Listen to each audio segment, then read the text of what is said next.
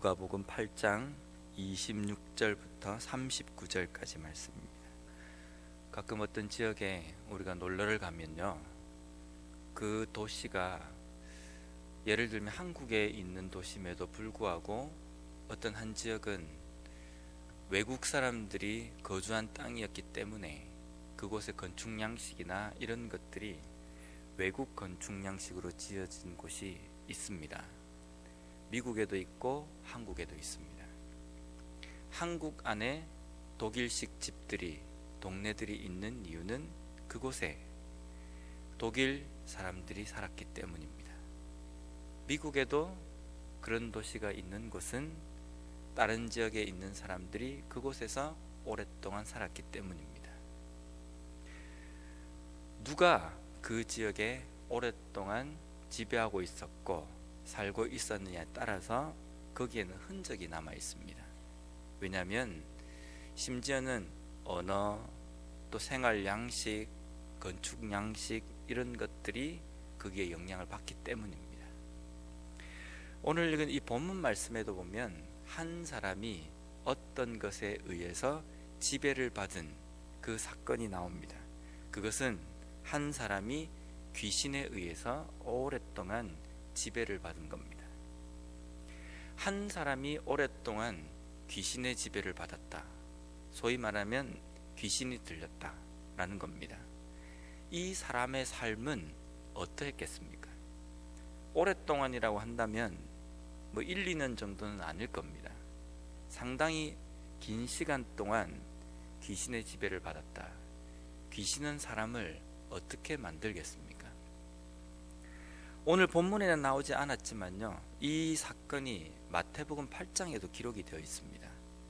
그 마태복음 8장에 보면 또 예수께서 건너편 가다라 지방에 가심에 귀신 들린 자 둘이 무덤 사이에서 나와 예수를 만나니 그들은 몹시 사나워 아무도 그 길로 지날 수 없을 지경이더라.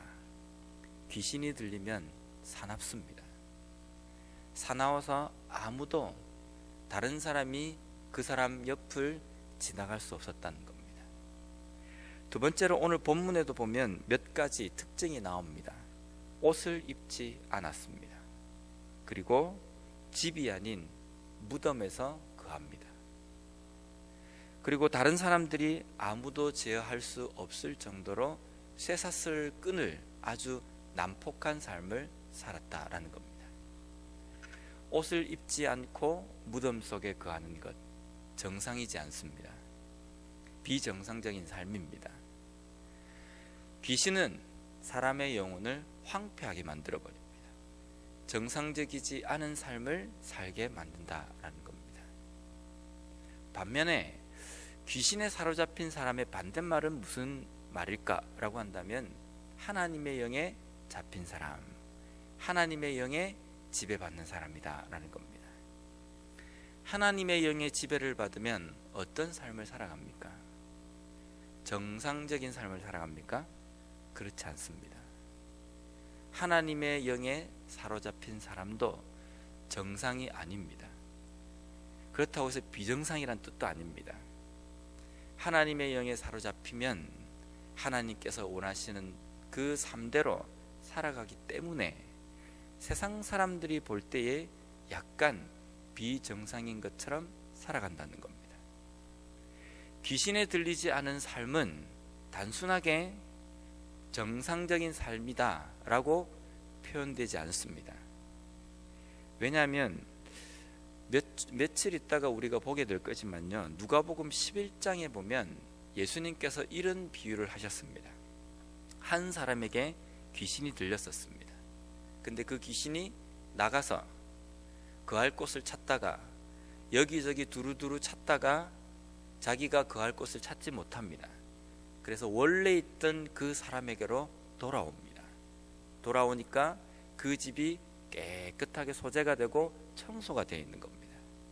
그래서 여기 다시 들어가서 거하면 좋겠구나 라고 생각하고 자기 친구들을 여럿이 데리고 들어왔다는 겁니다.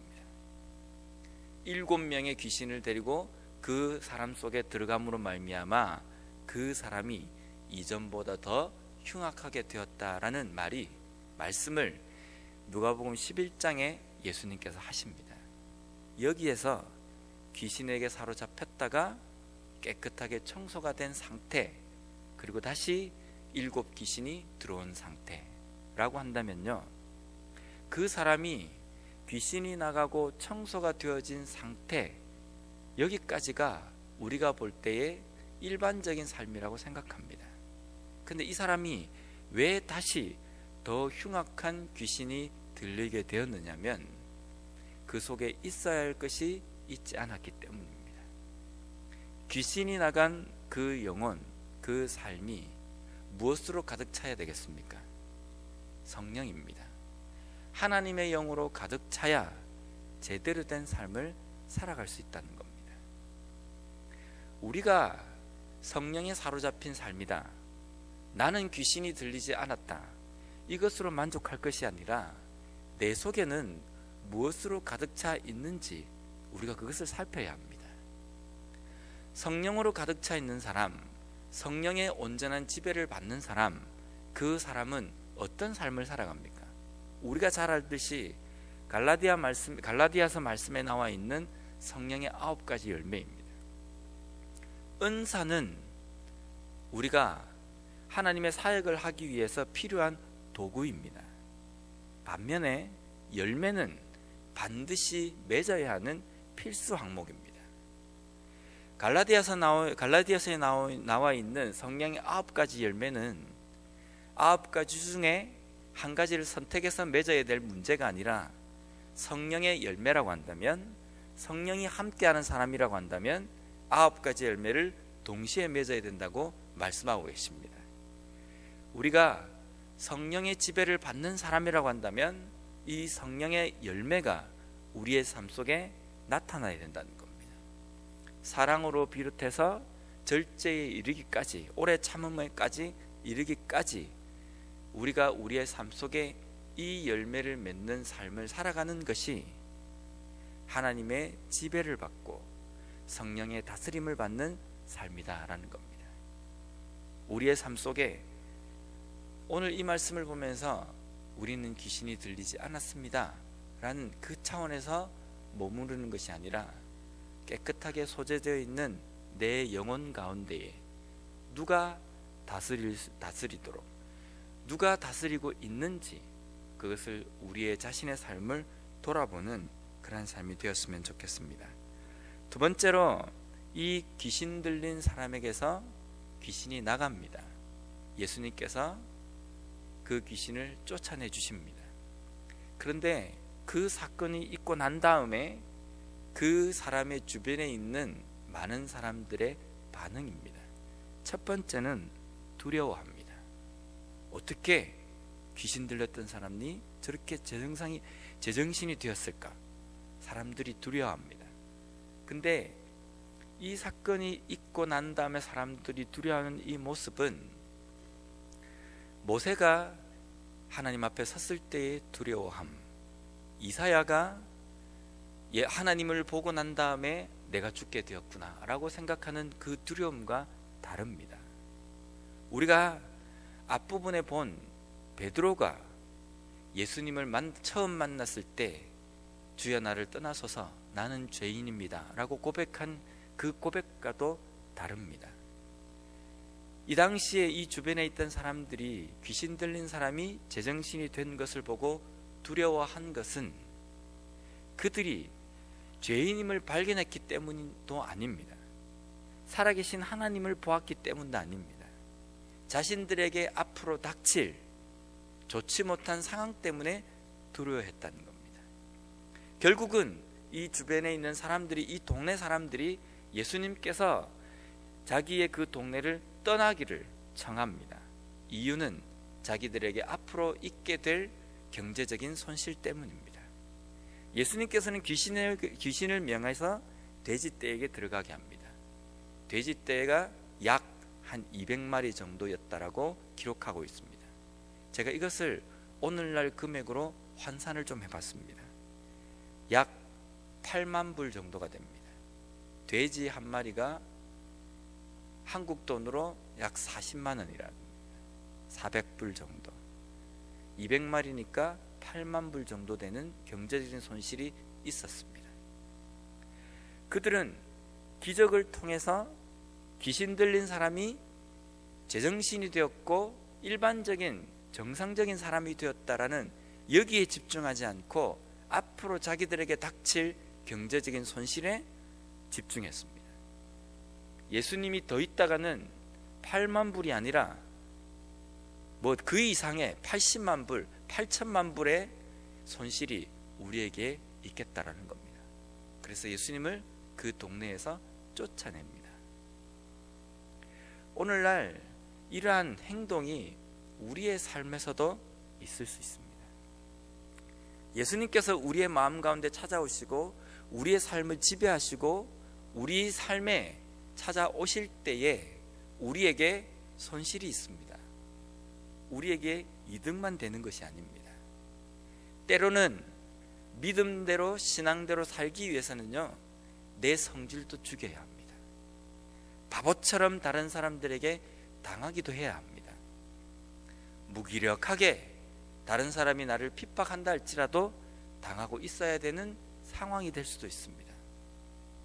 일반적으로 사람들이 볼 때에 이런 반응은 그 사람에게 손실입니다.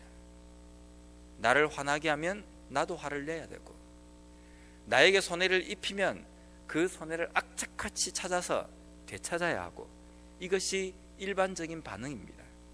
그런데 하나님께서 우리와 함께 하시고 내가 믿음의 사람으로 이 땅의 삶을 살아간다는 것은 내 삶에 손실이 있다는 겁니다. 그 손실이 있을 때 우리는 어떤 갈등을 합니까? 내가 믿음적으로 살아야 할 것인가? 아니면 내가 이 손해를 감수하고 내가 살아야 할 것인가?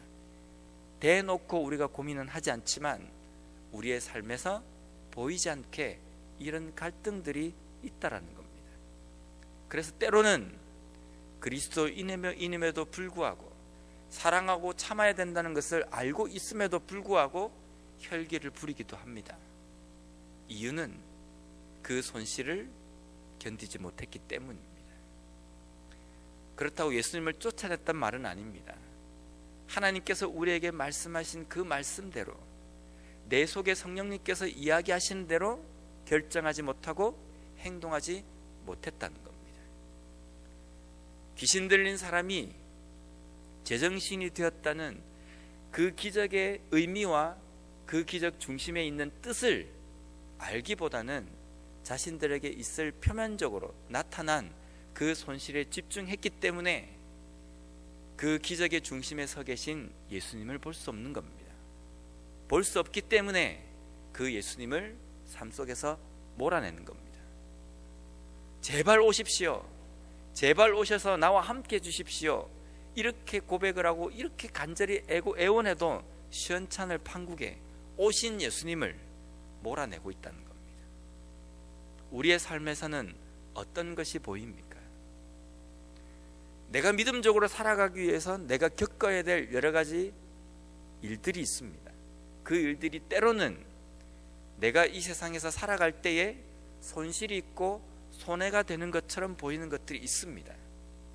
그것들은 나에게 손해가 되는 것이고 손실이 되는 것이 아니라 하나님이 오심으로 인하여서 더 큰 은혜로 인하여서 우리가 포기해야 될 부분입니다. 있어서는 안 될 부분이었고 우리가 반드시 포기해야 될 부분이었습니다.